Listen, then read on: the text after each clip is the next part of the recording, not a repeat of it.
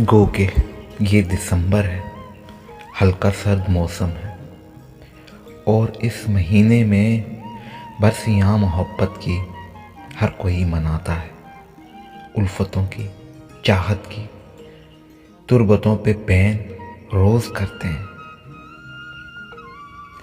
چاہتوں کے الفت کے ان دکھے مزاروں پر روز روز ہوتا ہے، گزرے وقت کی یادیں ہر لمحہ نگاہوں میں رقص کرتی رہتی ہیں، رنج بڑھتا رہتا ہے، پر مجھے ان سب سے اختلاف کہہ رہا ہے، کیا یہ سب ضروری ہے؟ ہو جفا کہ یا وفا، ہو کرم کہ یا ستم، دین ہے محبت کی، ان پہ بین کیوں کرنا؟ گو کہ یہ دسمبر ہے، ہلکا سا موسم ہے۔